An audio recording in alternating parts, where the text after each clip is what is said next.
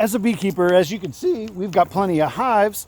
This year, we've actually had our most abundant year so far with all of our honey opportunities, in essence, of all of the hives producing honey. And so we're going to actually go ahead this year and we're going to make something special. Come along.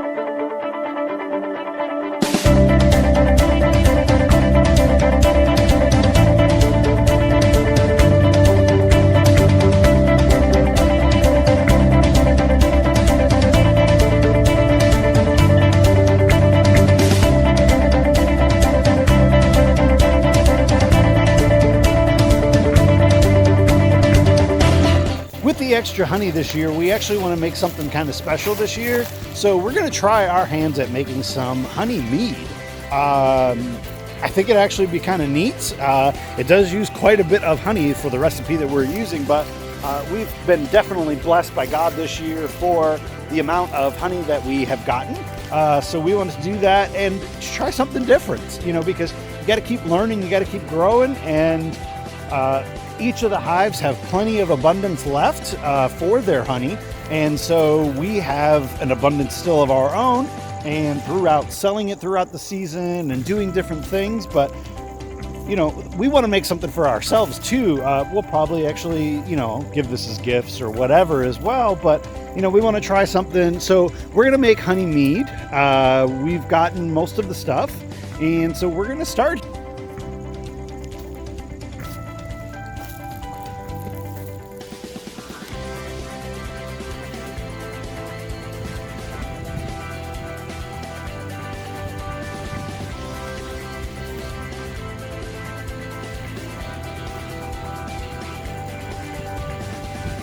Well, one of your first steps when you're actually doing anything is you really want to start by just cleaning everything.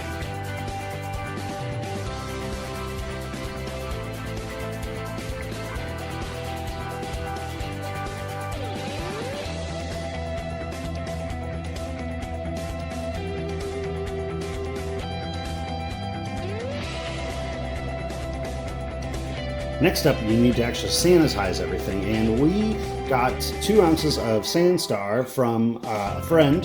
Thank you, Jason, for this.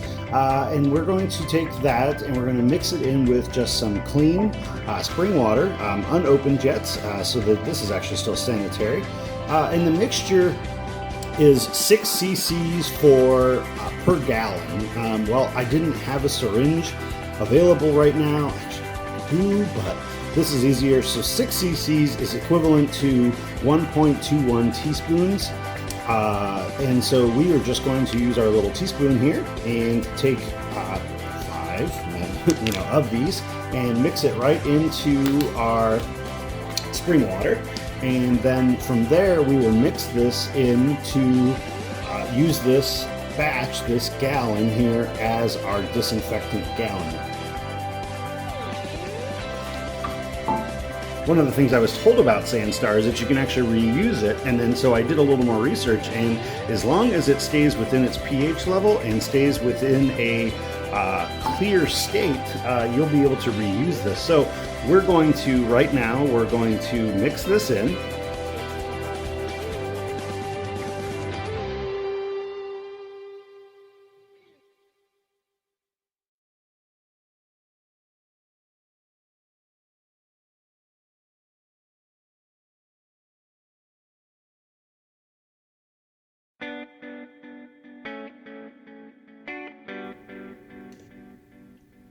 Okay, so I'm going to get everything out, which includes our 2 airlocks, one for the first fermenter, and then one will actually go for the carboy. Once we do that, that will go into here for the carboy.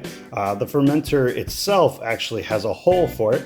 And then we've got our yeast here. We are using the Red Star Premier Blancs yeast, ordered at, did not find it here locally in any actually like supermarket. And then we've got our hygrometer here to help us out, and then of course we're going to use our own natural, raw, unfiltered honey. We are going to use the summer variety, and so that hopefully we can get a good mix of wildflower. So one of the other things we're going to do when we do this is put everything out, and we're going to sanitize every little piece here, well, the two airlocks, the bung, and the hygrometer. We're going to sanitize that while we've got it out and put it there. So while we're doing our sanitation, might as well make sure everything that's going to touch it. And then with the honey, of course, there's nothing in the issues there. So, all right, well, we've got our bucket fully cleaned out. This is one of the 6-gallon Vinter's Best that we were able to get. And we're just going to take our gallon of water that is for our sanitizer. We're going to pour it in here and then swish this around, but also use this because pretty much anywhere that we want the mead to go, we want to sanitize. Now, there is a difference between cleaning it and sanitizing it. Cleaning is the first step. You want to clean everything. That's going to get, in essence, all of the food particles off. In essence, if you think about washing dishes, where you get to see everything big and you're going to take all of that off.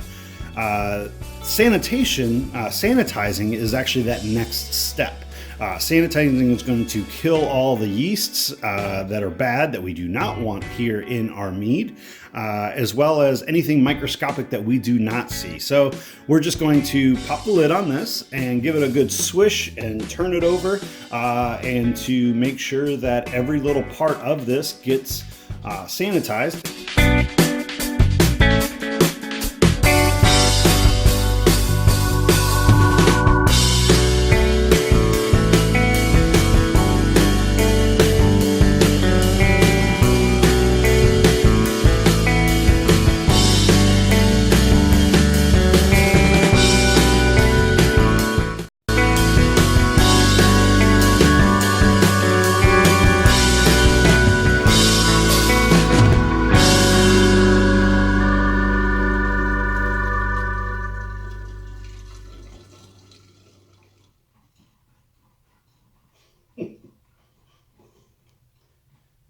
Want to mix it up really, really good. We could have done this, putting more water and more sanitizer in here, but this gets the same exact thing. And since this is a no rinse sanitizer, why not do it this way? And it's a pretty good workout. Oh.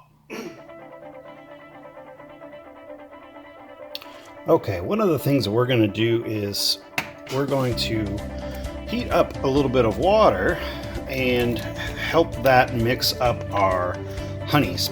Okay, so we are just going to turn on our pan here, our pot. Get some water going.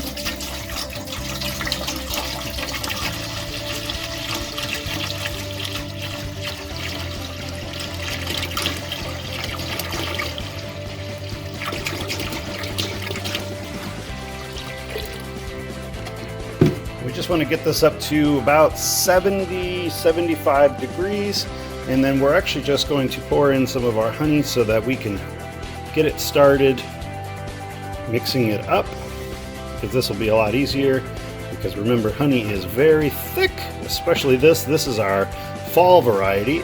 We just harvested this. When I say just, so we're talking the end of October. We just harvested this, so this is almost pretty much goldenrod and sunflower honey is what I'm really calling this. The smell is just amazing. So we are just putting it in here so that it's going to help me be able to mix up the water and the honey and get it to about 70 degrees. That's about what we want it to do before we're going to put it into our fermenter.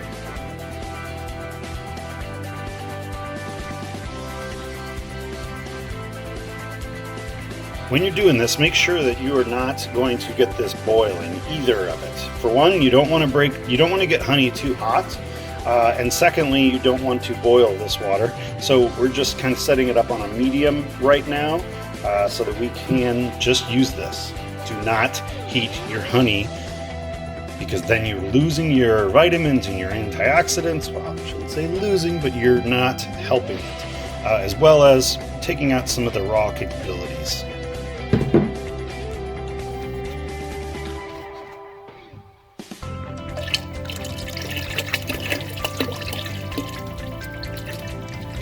Now, with our sanitized spoon,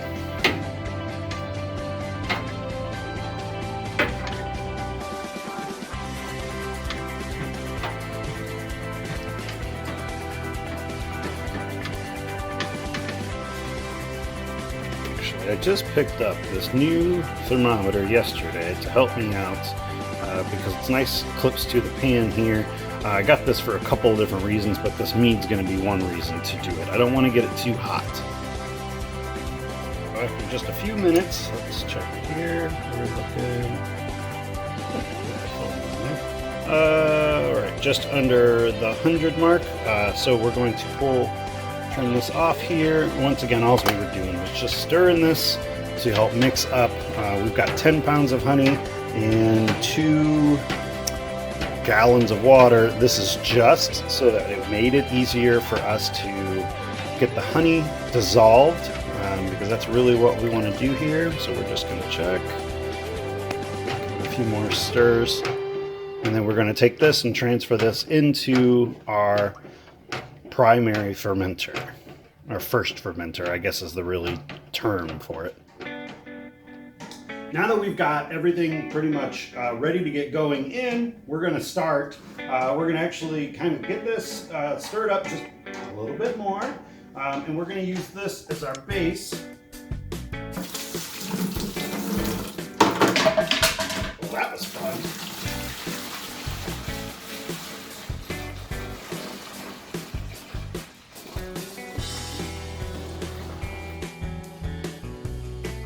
So the mead that we're making is traditional just honey mead. I've seen a lot of people, a lot of the recipes I was looking at were using oranges and raisins. This is just pretty much like any of my other videos. So this is what's working for me. I'm not using oranges, I'm not using raisins. What we are using is pollen, because what's going to happen during this fermenting process is the sugars are going to be broken down into the alcohol, release of the CO2, all of that stuff. You can look up what actually fermentation process does. But also what we're going to be doing is honey really doesn't have enough to break down amino acids and nutrients. So that's where our pollen is going to come in at. So we're actually using our fresh pollen, probably just a mixture of summer and fall variety pollen that we have. If you haven't seen, we collect our own pollen from a few of our strongest hives, and then we package it up, we dehydrate it, and go from there. So we are just now getting all of our water here into the bucket, and then we're going to do a first reading. We now have 10 pounds of honey in here, and right now we are at almost 4 gallons of water.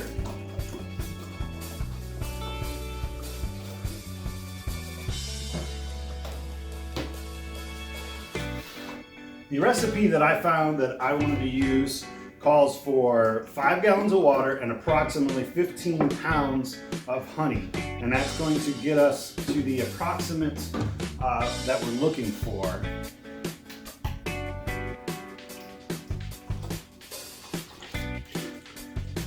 So right now I'm pouring in my 5th one. And I've got 10 pounds in there. So we're gonna do this, we're gonna mix it up, and then we're gonna do a reading. And so this is our hygrometer. We are using this, as you can see here, 0, 5, 10, 15, 20. That is an approximate of what the alcohol volume is going to be. And then this is your gravity here. So we're gonna check that.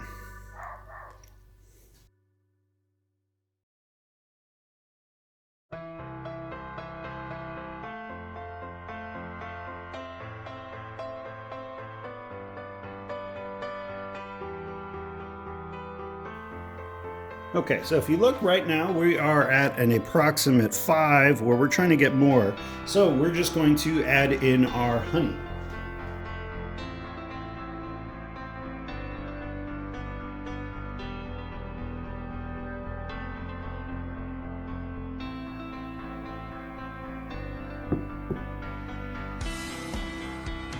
So we're looking for an approximate start alcohol volume at approximately 15%.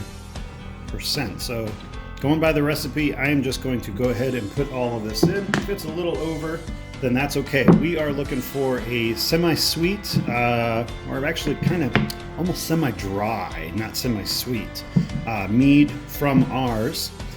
So here we go.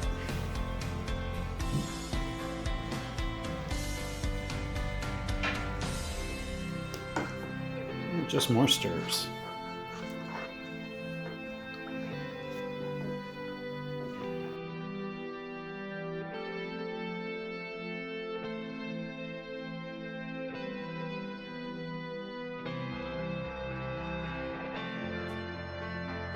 Okay, while we're stirring it, really what we're just looking for is keep checking the spoon and checking and seeing if the honey has dissolved. And it looks like it appears after about 3 minutes of stirring.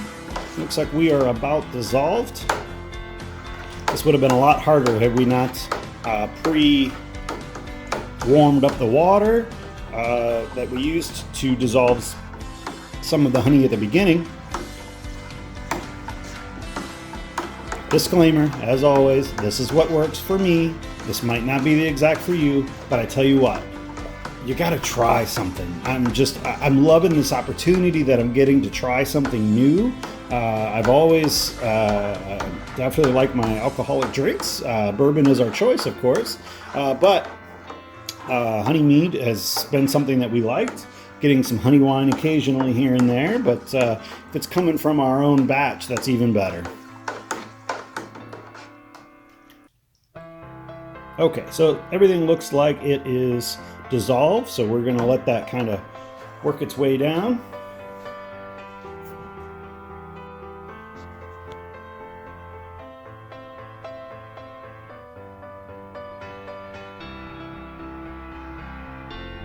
While we're waiting for that to finish dissolving and resting down, we're going to get our yeast ready. And like I said, we use the Red Star active dry yeast. This is for wine, as you can see. I don't recommend buying just regular bread yeast. This just came in Amazon a couple days, so definitely well worth it. Had to buy a 10-pack, so I might be making a lot of mead. But the directions call you to get your water up to 100 degrees, and then we're going to get this activated. Okay, the directions that we're looking for is to take a quarter cup of water at about 95 to 100 degrees, and then wait 20 minutes for it to actually activate up. So we're going to get our water going, pour this into a quarter cup in essence, and give it a time to get started.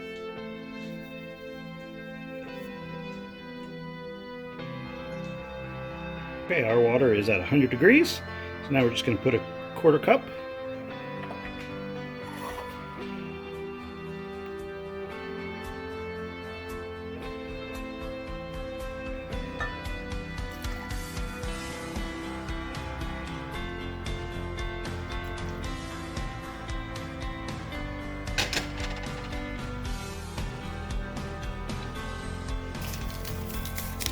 You're going to take your yeast, put it in there, we're going to give it a stir.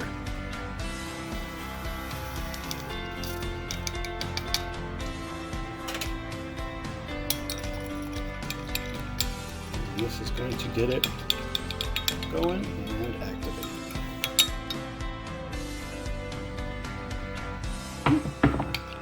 Smells like yeast. Looks like yeast.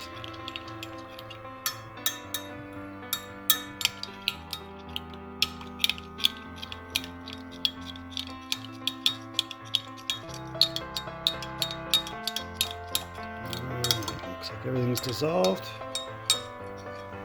Alexa, set a timer for 20 minutes.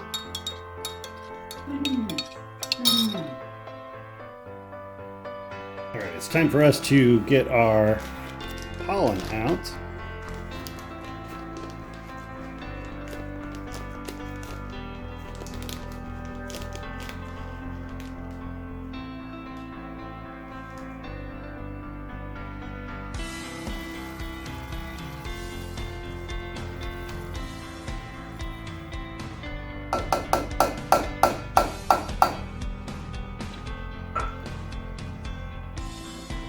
Okay, so we've got our pollen mixed in and our final hygrometer.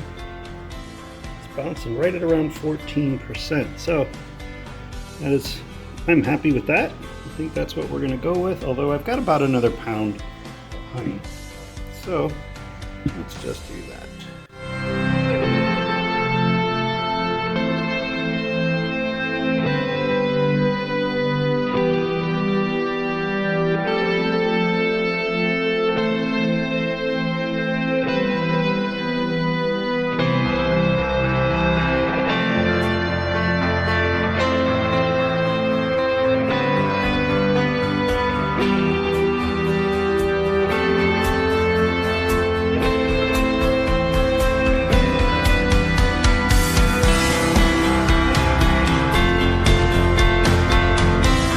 Alexa, stop timer.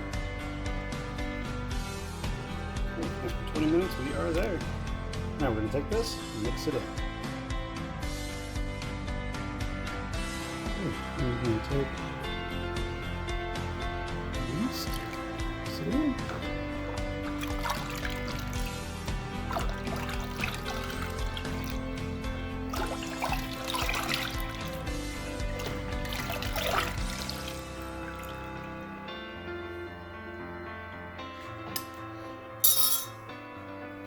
And then we give it all nice big stir again.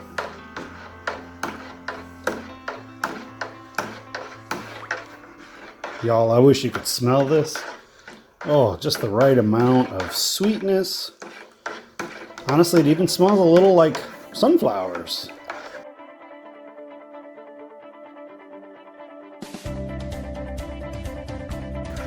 But I tell you, this smells good. Color looks pretty neat. So now what we're going to do from here is get ready to start its fermenting process. This is step one in that process.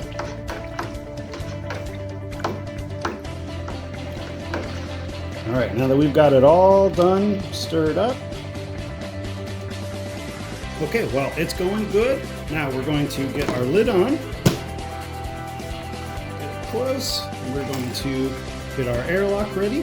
And so what an airlock is, pretty neat little thing here. We're gonna fill this up with a little bit of water to about that line. It's going to allow the CO2 to get out, but no oxygen to get in, and really neat little thing.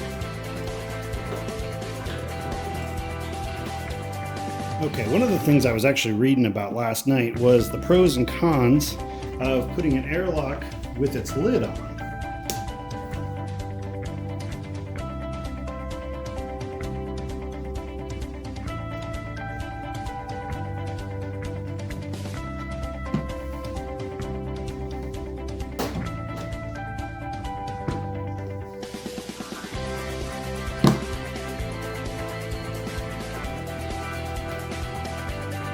We are good and sealed up tight.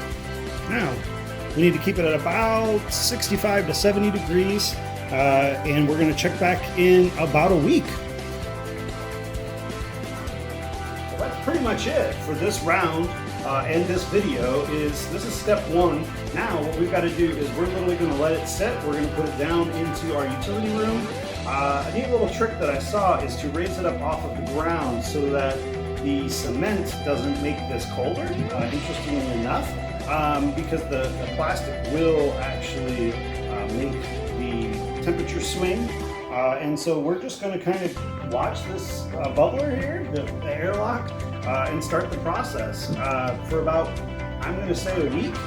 Today's Wednesday. I'm going to check back in about a week or so, and that'll actually be probably in the second video that we're going to follow along on it actually going through, but this was really more of a how-to or what we're going to do. So I'm going to post the recipe that we're using below and all the steps that we did, probably some of the tools that I did as well. But you know, get out there, try something new. This did use 15 pounds of honey. Now, if you don't have your honey, make sure that you're getting raw, fresh honey. Do not buy anything from the store. It is going to be packed full of sugars. So that's kind of it. Thank you so much for watching. From our Hidden Acre to you, get out there, make something, try something new, let's drink today. Cheers. God bless.